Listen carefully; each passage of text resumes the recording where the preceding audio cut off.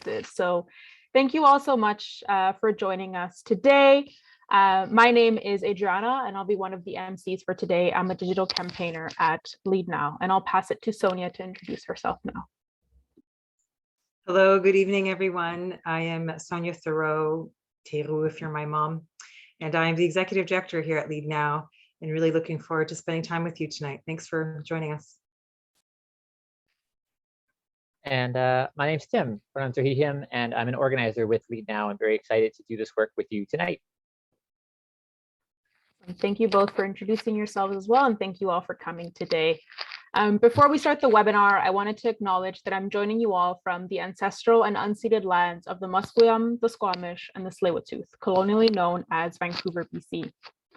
We recognize that people are joining from all over, so wherever you are, I invite you to take a moment to acknowledge the territory you're on. I want to encourage us all to think about our relationship to the land and the responsibility we have to the Indigenous people who have been stewards of this land for so many generations. This responsibility also includes taking action to support them.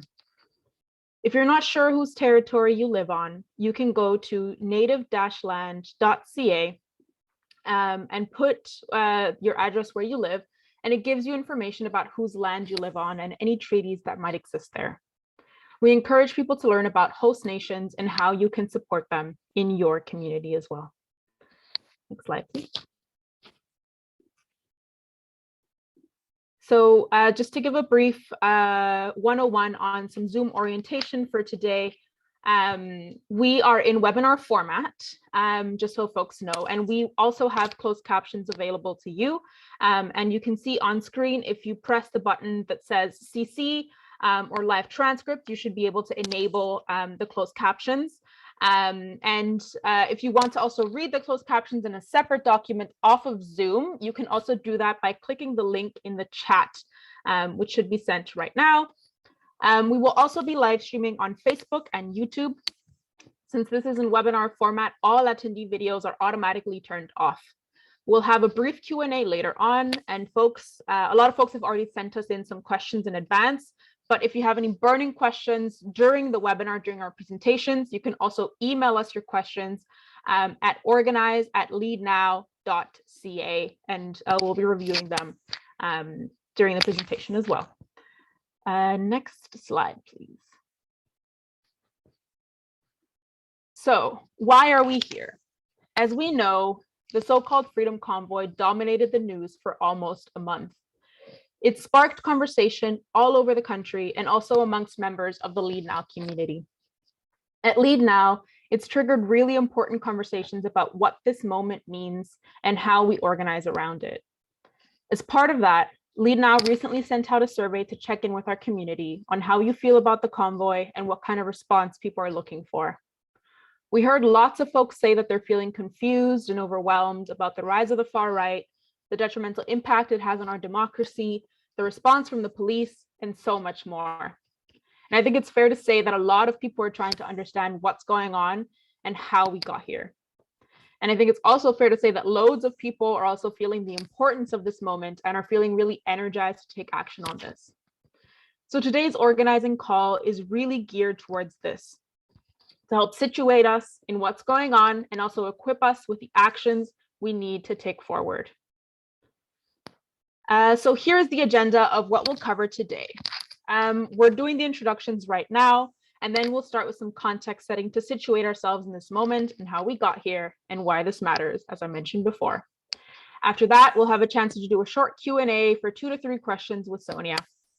Following that, one of our organizers, Tim, will take over to hold a skill sharing session and talk about what we can do in our own communities and networks moving forward.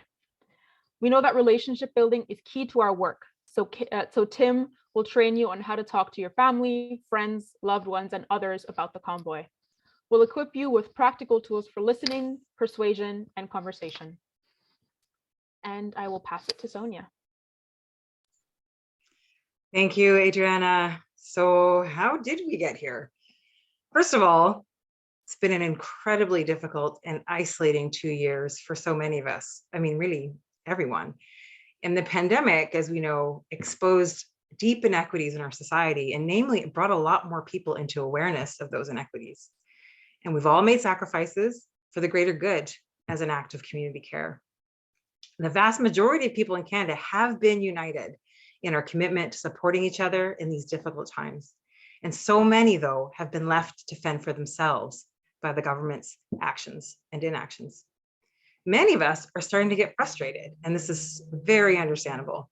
As the pandemic progressed, our government's response to it has become increasingly geared toward the protection of corporate profit, an abstract notion of an economy, meanwhile leaving the burden of stopping the virus's spread to people, with extra strain on working people that still have had to show up to workplaces every day. And all of this has been happening without any government leader even acknowledging the escalating mental health crisis that we're all experiencing as well. Frontline workers have had to risk their lives to go into work, to pay bills with inadequate protections for their safety. Working people haven't received the support that we need from our governments throughout this pandemic. Meanwhile, we're all seeing the headlines about billionaires and pharmaceutical companies profiting massively from a pandemic, while so many are struggling just to get by. In other words, we've seen deepening inequality at a time when the solution is more equality and justice and care. However, despite it all, we've seen neighbors supporting one another consistently, trying to fill those gaps left by the government response. We've seen communities come together to organize mutual aid projects and rally behind policies for a more just world for all of us. Many of you helped us do that in the Just Recovery for All work that we did in 2020. Where the government has failed us, our communities have stepped up. And that's where the hope is. We know that our power lies in community, in our relationships, and in our unity. Fortunately for us, there's a lot more that unites us than divides us. Still, the past few years have been incredibly hard, and many of us are feeling scared or angry or both, and isolated and feeling left behind. And we have legitimate and pressing concerns leading to that about how our governments have handled this pandemic. That is the context that this convoy emerged from. If we believe the branding, it began as a cross-country protest led by truckers who wanted to overturn federal vaccine mandates. While it did resonate with some folks in that way, in their frustration with mandates, it objectively has served as a recruitment and mobilization vehicle for the far right. The core organizers of the convoy weaponized a lot of legitimate grievances and worries and used them to recruit working people and natural health enthusiasts into the far right. They've tapped into a widely held sense of frustration that we can all relate to, and anxiety, and exposed more and more people to increasingly extreme ideas. We've seen this clearly in action as the demands of the convoy evolved over time, from remove vaccine mandates for truckers to eliminate all mandates to calling for the overthrow of our democratic process entirely, demanding that Trudeau must resign and allow convoy organizers to form a junta, which is basically a government formed by coup. Now, many have observed that not everyone who supports the convoy is a white supremacist, and this is true, or seeking to overthrow the government. And while that is true for a lot of people, we know that the core organizers of the movement do objectively have ties to the far right, and they've been promoters of white supremacist and anti-democratic sentiments long before the convoy started. They are the same folks that were at the core of movements like Wexit, the Yellow Vests, and the United We Roll convoy that launched in support of oil and gas in 2018, 19. They're tied up with the People's Party of Canada, a very anti-immigration party, I might say, and even darker corners of the far right, really dark corners of the far right. And this can all be verified just by looking at the social media accounts of these organizers in recent years. It's all there for anyone to see. So unfortunately, no amount of, but not all supporters, undoes the empowerment that the convoy has provided for these core organizers and their backers and their cause. That's just the reality of the effect, despite anybody's intention. So I want to acknowledge, though, that this can feel really jarring to witness and to absorb and to accept into sort of our Canadian consciousness that this is happening here in Canada, especially if you're only newly coming to the realization of the deep flaws in our country. It's a lot to take in. But we need to recognize that this is part of a worrying rise of the far right and fascism and anti-democratic forces that we're seeing across the globe. You can't solve a problem without recognizing it and understanding it and acknowledging that it exists. These movements grow through this dangerous mix of tapping into those legitimate grievances that many of us have, and then running really sophisticated and well-funded disinformation campaigns across the globe, all while raising huge amounts of money, much of it foreign sourced, as we've learned, to support their campaigns and future efforts. So it's important that we see this as a serious threat to our democracy, because it is, and a threat to our shared vision of the society that we want to build that leaves no one behind. The success of the convoy needs to be taken as proof that Canada is not immune to the threat of a growing far right. And if we can acknowledge that, we're well on our way. And with that, pass it back to Adriana. Thank you for that, Sonia. And I'll chat with you guys a little bit more about disinformation and how that's connected to the convoy. So far-right forces have built their strategy in an organized campaign to foment disinformation. They do this by speaking to people's understandable concerns or hesitancy around vaccines or vaccine mandates in a language that initially feels harmless. They've been funneling these ideas through our everyday social media channels, with Facebook, WhatsApp, Instagram, and so much more. And they've used seemingly innocuous language around spreading love and light in order to hook a mainstream audience and get them engaged. This then leads them down a rabbit hole to increasingly extreme ideas, while gradually disconnecting them from other sources of information and analysis, including loved ones. People who might have been hesitant about vaccines or vaccine mandates are now inundated with disinformation and conspiracy theories. This is because social media algorithms work on a positive feedback loop. This means that the more a user engages in anti-democratic or extreme far-right content, the more the algorithm will continue to serve them that content back to them. And again, this happens in everyday mundane ways. Some people have gotten looped into anti-vaccine disinformation because they were initially distrusting of big pharmaceutical companies who are making tremendous profits, or anxious about the impacts that restrictions might be having on their kids. And these genuine fears and concerns, and including concerns of working class folks, have been weaponized by the far right to mobilize towards an anti-democratic, violent, and white supremacist movement. The so-called Freedom Convoy is successfully stoking disinformation to grow their movement. And its supporters have used this disinformation to justify violent behavior. So what does that mean for us? In order to combat this disinformation, we need to be where they are. We need to engage with our own communities in these everyday channels to halt the spread of conspiracy theories and the deepening of disinformation online.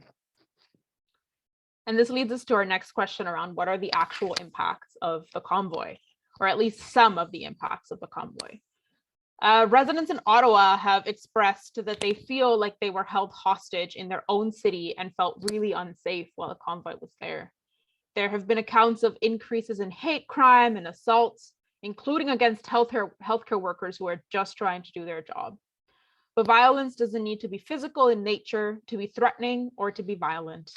We've seen some flags and symbols of hate and far-right organizations at the convoy.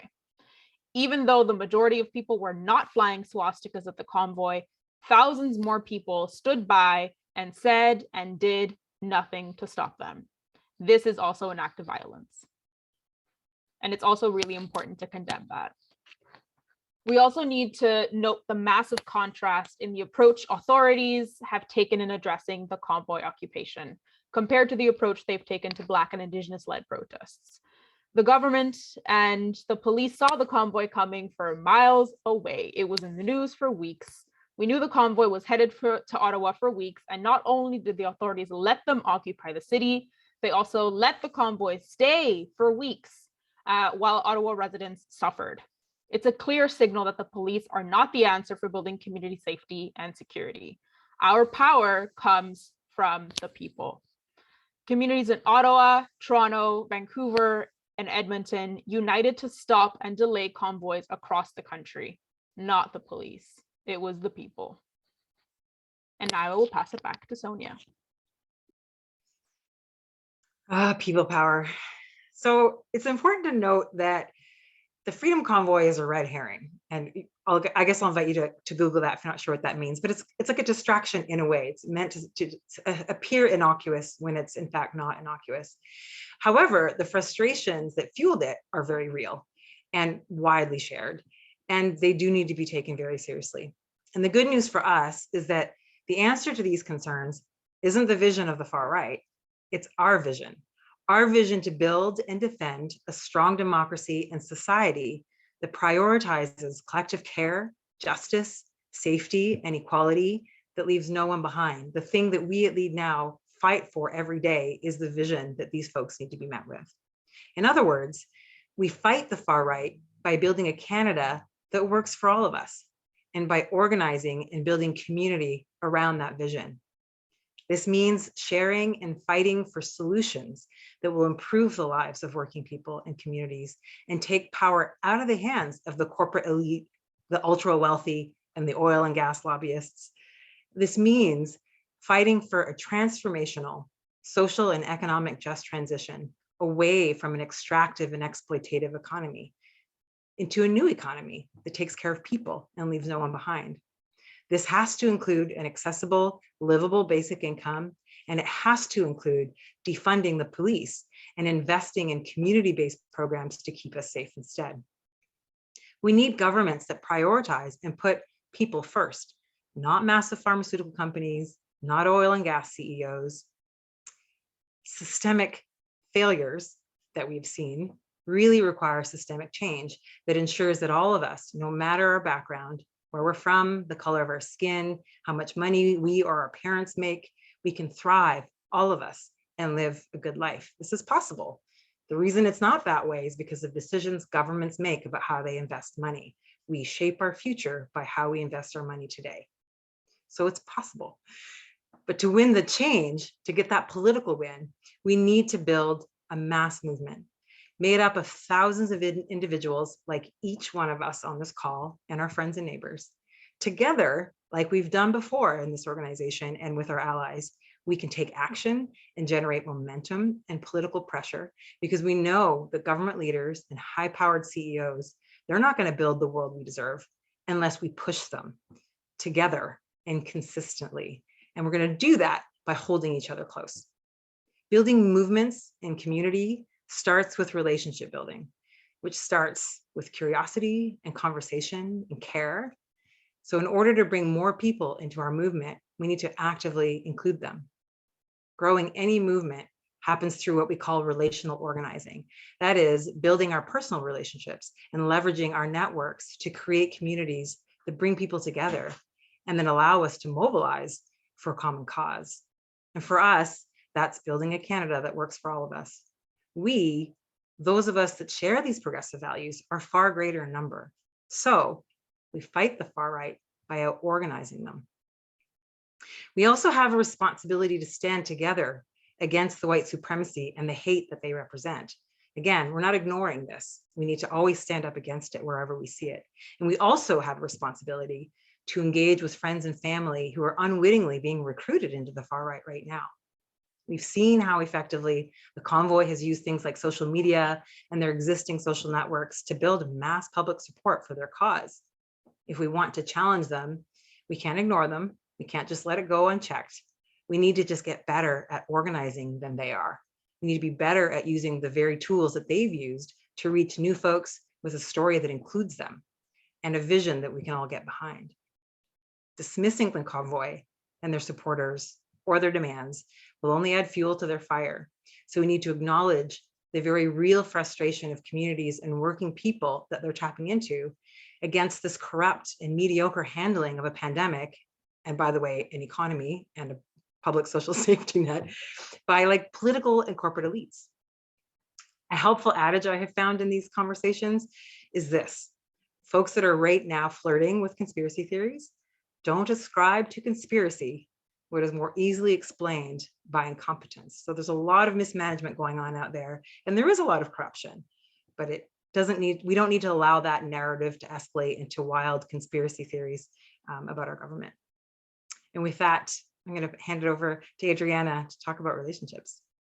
Thank you, Sonia. So yeah, we all have a role to play in this work, every single one of us. And the most powerful engagement you can do on this is within your own network, with people who you know and people who you care about. Your ability to influence is strongest with people in your own community. Start with the most amenable to your cause, not the least persuadable. We all need to lean into our own communities and networks. That includes our aunts on Facebook, our old high school friends that you see on Instagram, your coworker that sits next to you at the office. And engaging starts with curiosity, listening, and seeking to understand where people are coming from and why. Before we move on, I also wanted to say that it's important to acknowledge that our lived experiences affects how we can engage. We want to explicitly recognize that it's not the responsibility of racialized folks to try to convince people engaging in white supremacist ideas to change their beliefs. That's because if you're racialized, chances are you'll feel the weight of white supremacy and how it affects you much more heavily in your day-to-day. So we want to label that we can't unilaterally expect the same level of emotional labor from racialized folks, or unquestioningly request them to put their safety on the line in this way. That means we all carry the load of this work differently, and that's okay too. And before we continue, we wanted to ask folks a quick question through a second poll. So you should be seeing a poll question pop up. The question is, do you know someone who supports the convoy? And we're asking this because we're going to be jumping into some training soon and some skill sharing, and we just want to see where folks are at with their connection levels, and if they know someone who supports the convoy. So I'll give folks another second or two to respond to this, and then we'll jump right back into the webinar after we've got a sense of where folks are at with this. So if you're unsure, if you're not clear, you can also click unsure, and then you've got the yes and no answers there as well. Can we start to see the results? All right, yes, it looks like the majority of people do know someone who is a supporter of the convoy. And there's a lot of folks, about 14%, who are unsure. So this is helpful for us to know as well. So thank you for filling out that poll. And with that in mind, for folks, especially for folks who do know someone who is a supporter of the convoy, the first step in effectively responding to the convoy is leveraging the power we have in our personal relationships to engage our convoy supporting friends and family, and doing this in a way that's grounded in good faith. It can be tempting to write off your friends, family, or acquaintances who are convoy supporters. It's easy to ignore people in your networks who have problematic ideas or think that that's not my job. But we're here to tell you that it is our role. And it's a role that the far right movement has been leaning into really effectively to grow their movement and build their power. For us to stand a chance at fighting the far right and to grow the movement that we need to secure a climate just, safe future for all of us, we need to start in our own communities and in our own networks. Building our movements and fighting the far right will not be a quick fix. It will take time. We need to involve as many people into our collective movement as possible, and it will not happen overnight. This is a collective fight for our collective future, and we can't individualize the struggle, but we can equip individuals with tangible tools to take action in their everyday lives moving forward. There's so much work ahead of us, but this is a first step towards building a mass movement we need to win a Canada that works for all of us. So for the last part of this call, Tim is going to lead us through a skill share to guide us on how we can take action to engage in conversations about the convoy with our friends and family. But before that, we do have a brief Q&A with Sonia. And just a quick reminder to folks before I pass it back to Sonia, in order to build power, we need to build communities. And in order to build communities, we need to build relationships. At its core, that's what organizing is about. Sonia, I'll pass it to you. Yeah, that's actually a good segue to the first question here that I see in front of me. So somebody wrote in that they're worried about far-right rhetoric gaining momentum in electoral politics. And of course, we've seen this in the PPC, and we're seeing it more in the Conservative Party as well. Is there a different approach to tackling the far right within political parties? So if I'm understanding the question correctly, so is there a way other than let's organize with our communities and our friends? And I'd say yes, that there's a number of things we can do. One is get engaged with political parties. So for example, I think many of us have even participated in leadership races of parties that we don't particularly like, simply because we're trying to prevent, for example, a far right leader winning. But the other thing to bear in mind is political parties are going to cater to the far right so long as they think that A, it's okay, and that B, that it'll earn them votes. And we need to continually be driving our vision such that we are moving what we nerds call the Overton window. Now, the Overton window is like the concept that the public accepts as mainstream, and it shifts left or right. And for 40 years, it's been shifting right. Austerity frames, anti-immigration, walls being built between Mexico and America. These are all signs of the Overton window shifting right. So in order to move that left, we have to really establish for political parties that actually the public is moving left. And so that happens by us doing the work that we are talking about today, but not just ending at the community building part, but making sure that any community building that we've done, any networks that we've built, we are mobilizing those folks in electoral moments. We're mobilizing them to not only support the type of platforms or ideas or candidates that represent our views, we're also mobilizing them to marginalize, as in make really clear that far right ideas and candidates are not acceptable in our vision of this country. And so there is a lot that you can do. It's similar to what we're talking about today, but it doesn't stop at the community building. It has to get mobilized into electoral politics, including occasionally, like I say, getting actually involved in political parties themselves, because then you have a voice. Remarkably, and I'll move on to the next question, political party memberships are tiny. Our membership at Lead Now is far greater than political parties. Political party memberships at electoral district riding levels are tiny. And so getting engaged with political parties actually gives individuals quite a lot of power. All kinds of reasons why you don't want to do that. I completely recognize that, but it is one way to get involved. And a lot of people choose to only get involved during election cycles, and that makes a lot of sense as well. I'm going to move on to just one more question, and I'm going to name the third question. Then I'm going to say, yeah, I think Tim's going to answer that. But question 2, and something that we're thematically seeing a lot, is about the Emergencies Act, like how to make sense of it, and how to make sense of the different responses that the political parties made. I think, first of all, we want to name that increased police powers and an increased police state is nothing that we want to see, nothing that we ever want to have our governments resorting to. And it's important for that reason that we have these checks and balances in place. Like you might have noticed, for example, that the Canadian Civil Liberties Association challenged the Emergencies Act. And that's the kind of thing we want to be seeing in our civil society, because we know police inequitably use violence. We know that the peace and love that a lot of the police greeted the convoy with is not what we see in Indigenous activism and in anti-Black racism activism. And so we need to be always really vigilant whenever you see any government enacting an Emergencies Act or anything similar to that.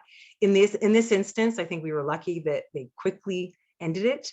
And my understanding, like I often said, their rationale, I don't think, was the convoy. I think their rationale was actually the municipal government wasn't doing anything, the provincial government wasn't doing anything, and they used this lever to bring it into federal jurisdiction. So the question is, well, don't you have another way to bring that into federal jurisdiction? And so if I was a civil liberties or lawyer, that's what I would be wondering. So if that's your rationale, why on earth would you be using a policing act, which then strips all kinds of people of potential protections? So I think we always want to be vigilant whenever any government is proposing any increase to police power, because we need to be actively working in defunding and abolishing police power to reach our vision.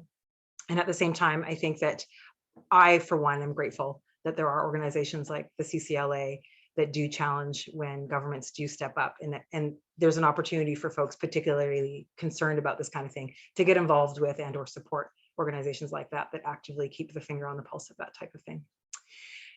Because I'm probably going over time, I'm, as promised, just going to surface another question. How does one counter false or skewed information, especially when the person believes they're coming to a reasonable middle ground because they're taking a position halfway between some established news sources and maybe some far right independent news sources? In other words, like some view that holds that the truth must be in the middle. I'm actually going to say very quickly, number one, really need to invest in public education and civics in those education classes. But number two, we cannot tell people how to think.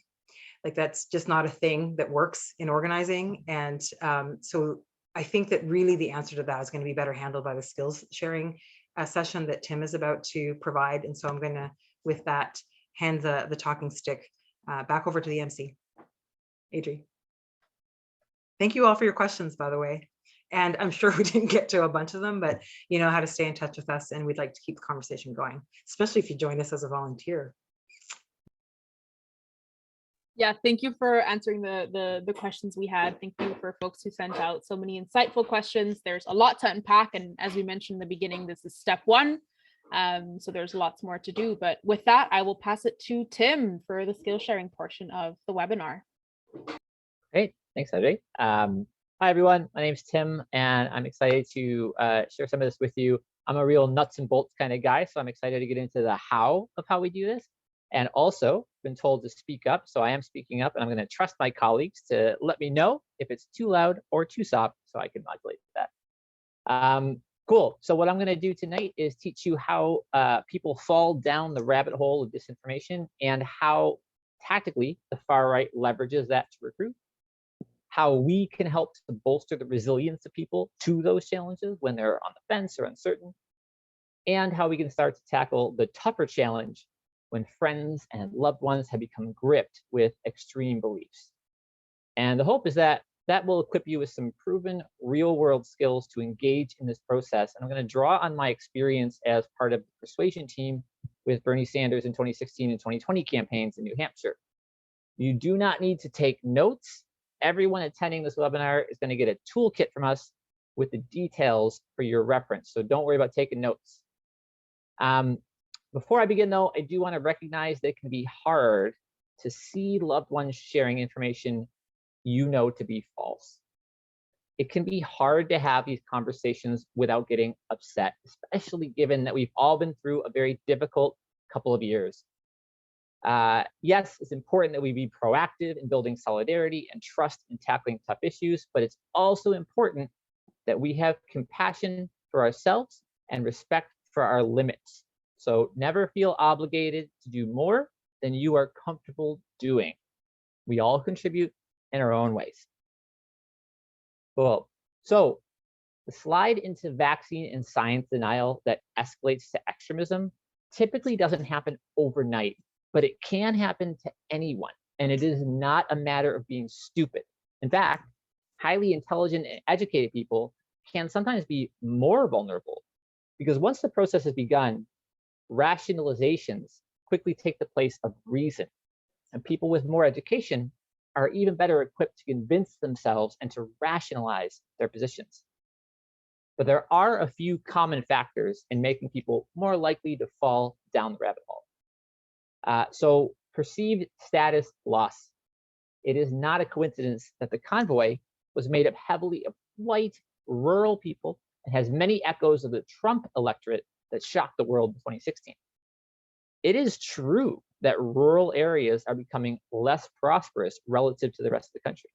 And it is true that there have been some, although not nearly enough, gains in making society more racially equitable, which can feel like a relative loss of privilege status for white people. And it is true that some people are benefiting far more from our economy than most of the rest of us. Those are real challenges. This is not to excuse what happened in Ottawa. We've all seen the videos. But we do have to recognize the motivations and the emotions behind those actions. Another one is disinformation, and Audrey covered the biggest bits of this, but I do want to add that disinformation is not just false information being spread by accident out of misguided concern, although it's that too. A lot of disinformation is created intentionally to breed distrust, to exploit tension, and to undermine democracy. We have seen foreign-funded troll farms, bots, targeted ads. There's big money and a lot of sophistication to these attacks. There's a reason you see messages about how divided people are. There's a reason the Convoy's message was explicitly anti-democracy. There's a reason there's so much overlap between the rising global authoritarian movement, conspiracy thinking, and anti-vaccine sentiment. Make no mistake, these are all connected. It is all one struggle. Another factor, external stress. We've all been through some incredibly challenging years, and you know what? They're not over yet. And it was a confusing time. There was contradictory messaging. New information was uncovered regularly. And for regular people all across the country, the experience was of constantly changing restrictions in their daily life. When presented with stress and uncertainty, people naturally seek reassurance. And what the anti-vaccine movement does, and what far-right extremists take advantage of, is to provide a simple, understandable narrative that is personally empowering. It removes the uncertainty and it makes sense of the world in a way that connects people in shared belief, the same way faith groups or political parties create communities. What that does is transform people's experience of the world from an isolated, confused individual being barraged by conflicting messages to someone who is part of something bigger, who's a protagonist in a story about plucky underdogs taking on the man and looking out for each other. Who wouldn't want to be part of that? We're part of a community like that. Where it gets dangerous is that from there, the bonds of the new community are effective channels for information and beliefs that stray ever further, even for those who hold no other extreme beliefs when they join. That's what the far right is counting on. The good news is those same psychological tendencies are exactly the tools that we can use to help people climb back out of that rabbit hole. The feelings that drive people to seek us out are valid. And people who are justly outraged at a system that serves the elite over the rest of us, and angry that their lives are being disrupted and dominated by corrupt corporations, that's exactly who we need to be speaking to. If we're not speaking to those folks and giving them answers, somebody else will. So with that in mind, I'm going to take you step by step through a method for you to talk to your friends and family, get a sense of their feelings, and then have an effective persuasion conversation about these topics. But before we jump into that, we do want to know, we're going to ask a poll, where and from who have you seen the most vocal support for the convoy? Where's this popping off most in your network? So put a poll on the screen, and please share your thoughts about the results. Go ahead and fill that out. Great. And if we can see the results, I think.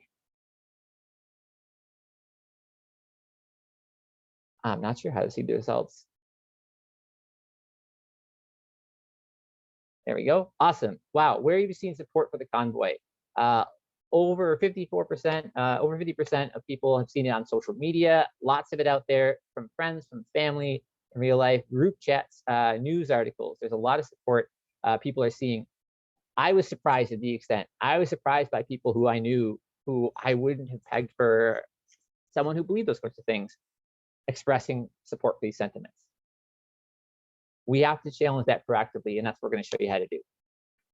So if we go to the next slide here, as we set up for these conversations, these persuasion conversations, the goal is and should be to bolster and strengthen your existing relationships. Use that strength to have real, heartfelt conversations about some tricky issues. The goal is not to prove that you're right. The goal is not to claim the moral high ground.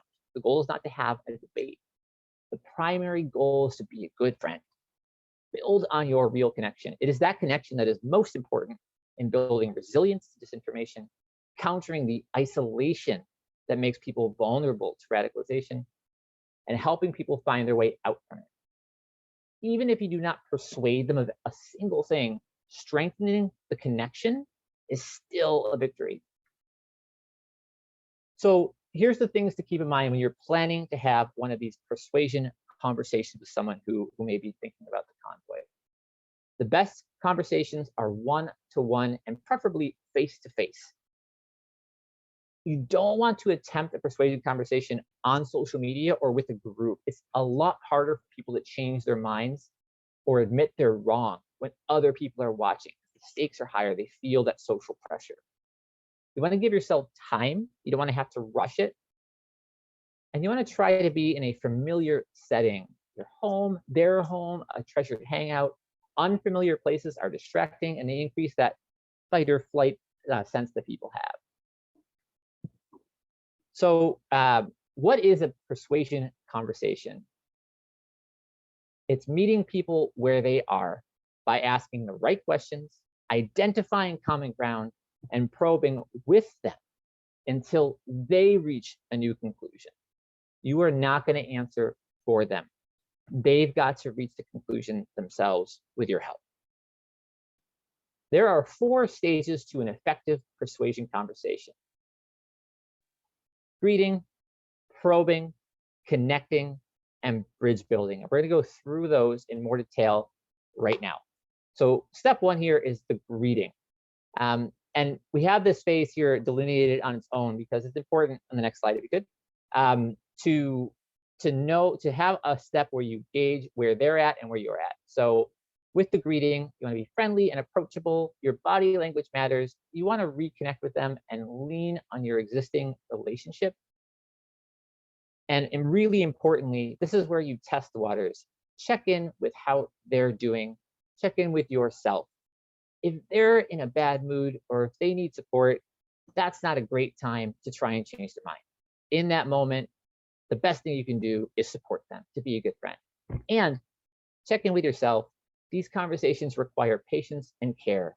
So even if you had planned in that moment that it was time, check in with yourself. If you're not in a mood to deal with that, if you're not ready to handle being patient and supportive, it's time to reschedule and back off for it. The second step is probing. So what you want to do right out the gate is to establish roughly how they feel about Convoy, about the associated beliefs and tactics of that movement. And to do that, you ask open-ended questions to understand where they're at on the Convoy and related issues. And a few examples, I've been following the news. What do you think of this Convoy stuff? Or just, it's been a tough 2 years for me. How are you holding up? To open them up to talking about it in an open-ended way. When you do that, you want to then assess where they're at based on their responses. So if they're with you, celebrate the unity. Let them know, yeah, great. We're both on the same page on this. Our community is important. Our friendship is important. Let's cherish that. If you think they're really aligned with you, invite them to take similar action if you feel they'd be interested, and reach out to their friends. Do the same thing. If they are really committed to conspiracy, if they're really deep into the rabbit hole, the best thing to do often is just to plant the seed of change and keep lines of communication open. You can say things like, I'm not sure the beliefs you've expressed really match with my experiences, but I do trust you. I know you think things through. I hope you trust me too. Maybe we can think on this for a bit and check in again soon. It's really important to keep that lifeline open, because in the event they become open in the future to change in their mind, they're going to need a connection they trust to talk to about that. And you may find that they're on the fence, questioning, uncertain, and that's really the best path forward then for the rest of these steps. That's where you're looking to do the persuasion. Go ahead to the next slide. So from there, you want to go ahead and do a little more probing by asking them follow-up questions about their beliefs that probe the emotions and the values behind that. And you want to actively listen to them. Encourage them to dig deeper. You could say, hey, when you said this, what did you mean by that? Encourage them to think about what could resolve the emotions behind the things they're expressing. What looks better about the future? What would make you feel more secure? The goal is to uncover and understand the emotions and values because that's what's driving the beliefs. Again, a lot of this is driven by emotion, and so it's rationalizations that you're hearing, not reasons.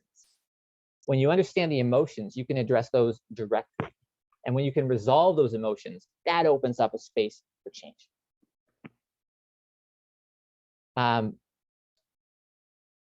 It's important to note also that in this probing section, this is not the time to challenge their beliefs. This is where you're learning what they believe. You're learning about those emotions. This is not where you push back. On the next slide, we'll talk about connecting, which is stage 3. So this is where you share your own feelings and your own story, what you believe and why. And you relate it back to what they've been telling you. The aim here is to find and reinforce common ground, to highlight where your stories connect and engage them in experiencing your story and your decisions and your beliefs for themselves. And what that does, it helps them to incorporate their experiences or your experiences into their decision making. This is also where you can share some facts and how they informed your decision. Don't focus too much on the details. It's not time to do any math. What you're doing is highlighting how your experiences and your beliefs and knowledge informed your decision and how your decision makes you feel, how your decisions and your beliefs make you feel secure or happy or relieved, which helps them to incorporate that into their decision-making process and their belief system. Because it's human nature to learn from people that we trust and connect with. And you want to note, because you're doing most of the talking in this stage and you don't want to turn it into the debate, you can use some yes/no questions while sharing your story to give them a way to be part of it. But you want to ideally use questions that you know that their answer would be yes. Studies have shown that the act of saying yes to someone makes that person feel more warmly about the experience. And in particular, highlighting common ground in this manner helps cement the experience. Once you've shared your story, you want to get into the last step, which is bridge building. We call it that because you can't make up their mind for them. You can build them a bridge, but they got to cross it. So this step is where you start to gently challenge their beliefs through questions that help them think in new ways. Be cautious, spend a lot of time listening to them. It's essential they feel genuinely heard, and never, ever, ever let it turn into a debate or an argument. People leave debates feeling more certain of their beliefs, not less. So when you enter this phase, first reaffirm your relationship and your connection by referring back to the common ground you've already identified. And then you can begin to deploy the persuasion techniques. And there's several of them covered in detail in the guide that you're going to receive. But the big picture here is that you're asking them more questions to gently tease out inconsistencies, contradictions, and mismatches with the evidence. It's a good place to reinforce your common ground in what we call give a little, push a little. So for example, yeah, I agree we should be skeptical of for-profit pharma companies, absolutely. And also, and then you can go into your point. Worth noting that often conspiracy beliefs get all tangled up and they may try to raise many points at once. Very gently ensure that you stick to one point at a time. You can't address all of them. It'll get confused and people will get lost. Repeat back a single point to them to bring them back around. For example, hey, I just want to be sure I understand, and then repeat back their point. Now you're talking about one thing that you can engage with them on. You want to use positive reinforcement to relate back the emotions underlying the beliefs. Show that you understand and empathize with those emotions. Remember this, the emotions are always real, even if the beliefs are not. Speak to your own experiences and how they resolve your emotions. This creates a path to resolution for them. A good example is, hey, it's very reasonable to have questions about a new medical intervention. So you could say, I had concerns about the new vaccine too, but my family doctor was able to answer them, and that made me feel a lot less nervous and a lot safer. Have you chatted with a family doctor yet? As an example. Success can look like any indication of thoughtfulness, willingness to consider, or increased strength in the relationship. Things like, I didn't consider that, I'll think it over, or thanks for chatting. This process can happen over many conversations. It's unlikely you're going to get a light bulb change mind overnight. You do want to make sure that you back off if emotions run high. If they're getting defensive, which is very normal when people start to question their own beliefs, it gets at their identity. If they start getting upset or angry, it's time to back off, support them, be a good friend, come back another time. When you're done, always conclude with a reconnection, an opportunity to reconnect and a shared path forward. Make plans to hang out with your friends. If you're making progress, you could also make plans to share some evidence with each other. Listen to each other's evidence, a good opportunity to see what sources they're using and share some of your own more reliable sources with them. On the next slide here. So a few of the best practices when you do this. So you do want to be present and listening. You do want to provide space for them to speak and be heard. And you want to be asking questions that both support and challenge that person. It's a conversation, a dialogue.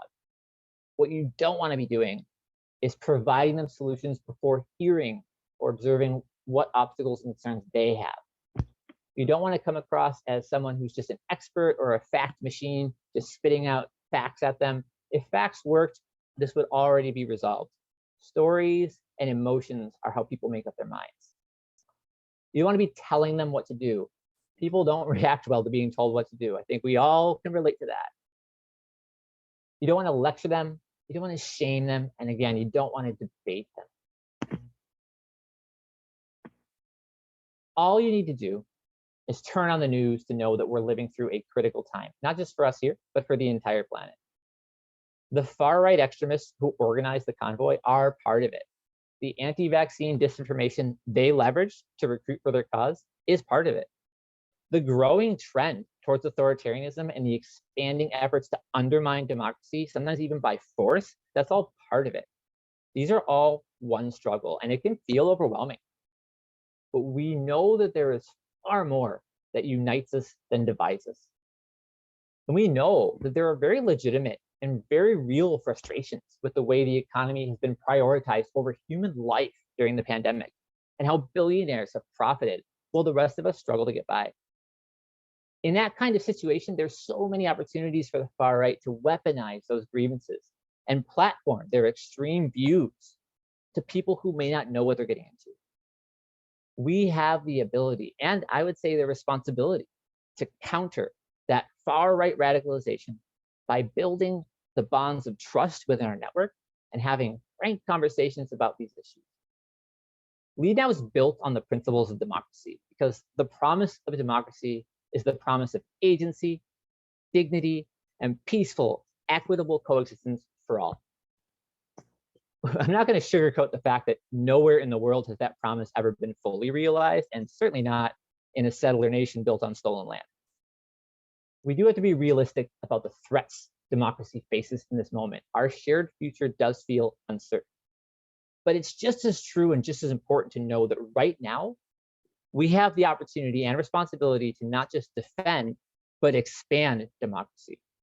By putting human connection first in all we do, by building strong communities, by demanding a responsive and supportive and sustainable society, by lifting each other up in justice and in love, by creating the multiracial, multicultural democracy that finally fulfills that promise, that's what we can do. And that happens face to face.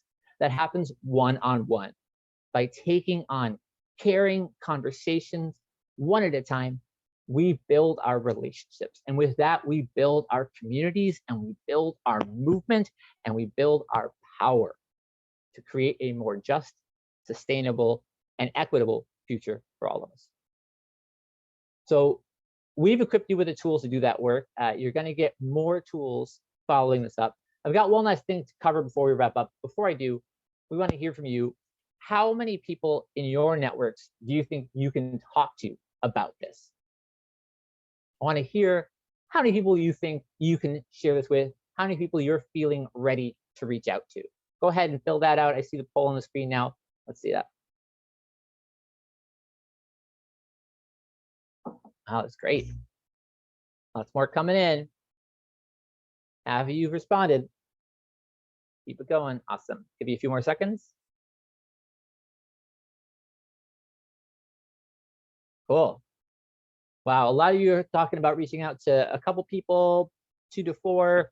Some of you are saying 10 or more. I see my fellow extroverts out there.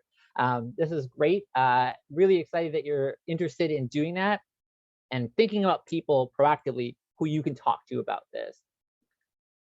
We've put together resources to equip you to do the work of building up democracy from the bottom up. Everyone on this call is going to receive a toolkit from us with a recording of this training, a guide with more in-depth information about these techniques, and key talking points for specific issues that may come up. You're ready to take this on.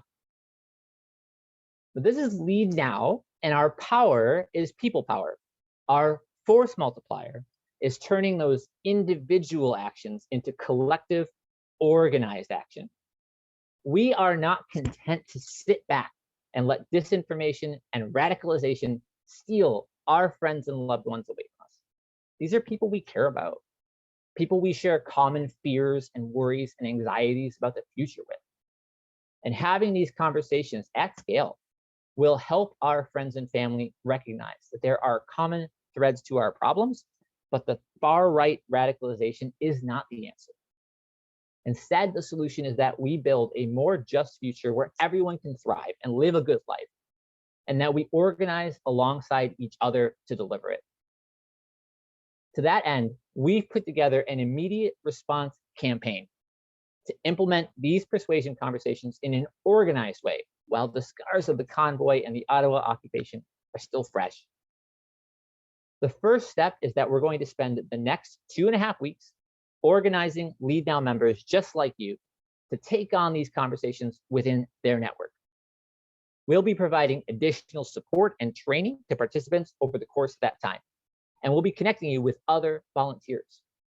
And we'll be gathering data from your feedback so we can refine our efforts and level up our skills to face this growing challenge. After that, we'll plug you into ways to engage with Lead Now's campaign efforts to deliver income security, sustainable growth, and a just transition.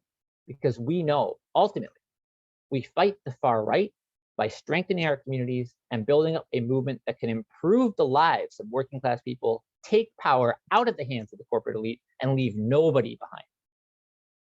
You signed up to come to this webinar for a reason. I suspect it's because you wanted to do something to make a difference. We've equipped you to do that, but every Lead Now member knows that your impact is amplified when you take that action together. So we've got a link in the chat. I'm counting on you to click that link, fill out a very brief form, and commit to being part of our organized efforts to take on disinformation and far-right radicalization. When you do, your info will go to our volunteers who will follow up with you about our next steps. And then we change the world, one conversation at a time. So click the link, fill in the form, let's get to work. Go ahead, click that. I'm gonna quickly look and see how are we doing. I see people filling it out right now. Very exciting. I see some familiar names, which is cool. Let's see it. You didn't come here just to hear from me. You came here to do some work. I expect, and I know, I trust. I've never been let down by the Lead Now community before. Oh, here's a lot of people coming in. This is great. If you haven't clicked that link yet, now's the time. I see people still filling it in. Maybe for one quick second, I know we're just about at the end of time, but as people fill it out, I'm going to tell you real quickly why this is so important and how I know this works. I learned these persuasion skills officially as part of Bernie's persuasion team. That's electoral politics. It's important. But where I really learned these skills first, and in a way that more closely matches these kinds of conversations, was a lot earlier. I grew up very poor, working on a farm by the time I was 14. My parents basically just took off. I didn't realize how angry I was, but I was. And I got taken in by some of these far-right people. And I'll tell you, suddenly there was a community around me, and there was an explanation for why my life was so hard. It wasn't a true explanation, but it was enough. And I held those beliefs for several years, and I might still hold them today, if not for the patience and the compassion of people who I met and who I grew close to. People who took the time to give me some alternatives, who had the patience to help me find some better answers, and who had the compassion to give me the support that I needed. The difference was people just like you. So I hope you'll help us to make that difference for others. I see a lot more of you have signed up, and I really appreciate that. There's hundreds of you now in here. I want to thank you all for coming out tonight. I want to thank you all for being part of this webinar and part of our movement. And I want to thank you for doing the hard work. It is hard. It's not easy. These are tricky times. A lot going on. They only get better if we make them better. And you're helping to make them better. And I really, really appreciate that. It means a lot to me, and it means a lot to all of us. We're going to wrap it up here. I don't know if Audrey or Sonia want to add anything else. Otherwise, I think we'll see you next time. Thank you, Tim. I always want to sign up for Lead Now over and over and over again when I listen to you. Thank you, Adri, for leading us. I'm also a fan of thanking folks behind the scenes. Can we take a moment to do that? Kate Hodgson, who is also an organizer with Lead Now, beautifully led the creation of this whole project, along with Adriana and hosts of people behind the scenes working on this right now, including Peter, Nayeli, Maggie, who did a whole lot of support on developing this, Nayeli, who's been on the interwebs, and Jesse also on the interwebs, making sure that people are having a good experience on that end as well. I'm not sure if I'm missing folks, but basically this couldn't have happened without our entire team and without everybody that supports us with their donations and with their time. We've also got Andrea, Pamela doing closed captioning, and a host of volunteers that have been answering your questions in Organize Inbox. We really hope that you see cause in finding human connection with Lead Now, perhaps joining our volunteer team. And if you can't do that, then just stay engaged with us as much as you can digitally. Lord knows we all need to hold each other close in these times.